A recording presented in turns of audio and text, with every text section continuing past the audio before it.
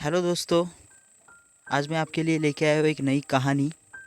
Actually इसे कहानी तो नहीं बोल सकते, क्योंकि ये किसी के लाइफ का एक बीता हुआ कल है। जो हमारे चैनल की एक सब्सक्राइबर है, उसने मुझे रिक्वेस्ट की कि आप अपने चैनल पे स्टोरीज डालते हो, तो मेरे पास भी एक स्टोरी है, आप वो अपने चैनल पे डाल दो। तो मैंने कहा ठीक है, मैं डाल दूँगा। तो मुझे लगा कि कोई रहेगी, हॉरर स्टोरी रहेगी, ट्रू स्टोरीज़ रहेगी, या कोई भी स्टोरी ऐसी रहेगी। बट जब उन्होंने भेजा तो मैंने वो पढ़ा और देखा तो ये तो उनका ही लाइफ का एक पार्ट था जो बीत चुका था। तो मैंने उनसे कहा कि ये मैं यूट्यूब पे डाल के मतलब क्या मिलेगा इससे, ये तो आपका एक लाइफ का हिस्सा है, ये यूट्यूब पे डाल के क्या होगा। तो उन्होंने कहा कि मुझे लोगों के सजेशन चाहिए कि मुझे क्या करना चाहिए ये सिचुएशन में।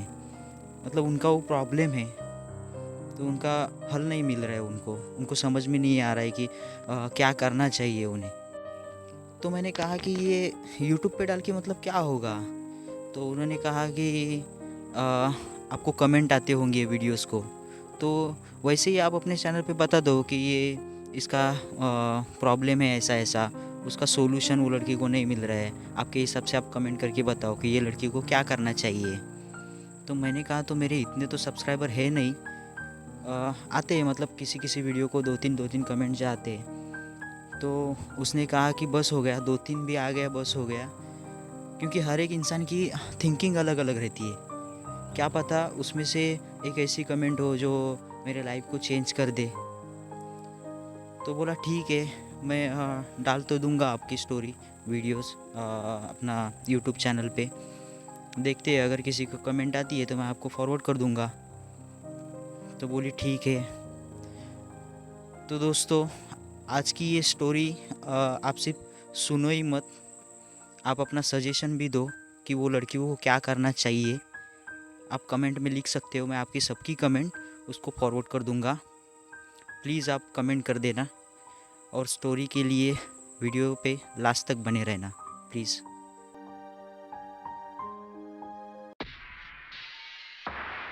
कॉलेज के बाद जॉब के लिए मैं मुंबई आई थी। मैं जिधर जॉब पे थी उधर ही एक लड़के के साथ मेरी पहचान बन गई, दोस्ती हुई, और दोस्ती रिलेशनशिप में टर्न हो गई। ईयर था 2014 का।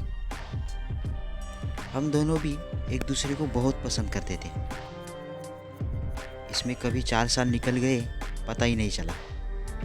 हम दोनों ने अब शादी करने का सोचा था। मैंने मेरे घर वालों को पूछा और उसने भी अपने घर वालों को पूछा। दोनों के घर वालों ने हाँ कर दी। मैं बहुत खुश थी कि अभी हमारी शादी होने वाली है। 4 साल का जो रिलेशन है वो अभी बंधन में बनने जा रहा है।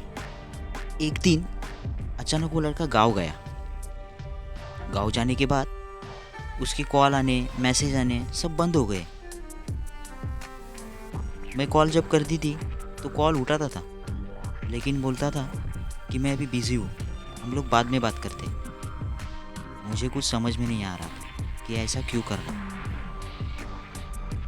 ऐसा करते करते 2 साल निकल गए।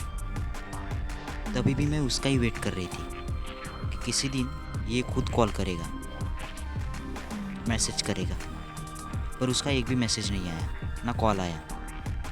मेरे घर वालों ने उससे बात की और बोले कि तुझे अगर लड़की से शादी नहीं करनी है तो बोल दे, हम लोग उसके लिए दूसरा लड़का ढूंढ लेंगे। वो बोला ठीक है, आप लोग उसके लिए दूसरा लड़का ढूंढ लो। मैं बहुत टेंशन में थी और मैं डिप्रेशन में गई, बीमार पड़ गई। मुझे हॉस्पिटल में एडमिट कर दिया था। बट उसने एक बार भी कॉल करके या मैसेज करके पूछा नहीं कि मैं कैसी हूँ। मेरे घर वालों ने, दोस्तों ने मुझे सपोर्ट किया और मैं डिप्रेशन से बाहर आ गई। मुझे ऐसा लग ही रहा था कि मैं अब ठीक हो रही हूँ। तब उसने दूसरा नाटक चालू किया। मुझे ब्लैकमेल करने लगा, घर वालों को परेशान करने लगा कि मैं इसकी शादी होने नहीं दूंगा।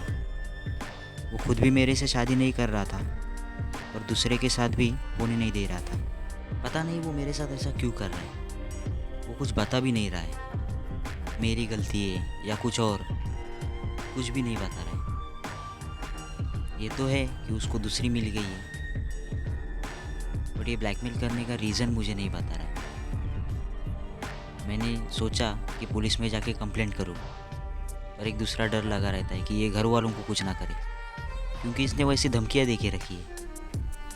मेरे तो कुछ समझ में नहीं आ रहा है कि मैं अब इसका क्या करूँ।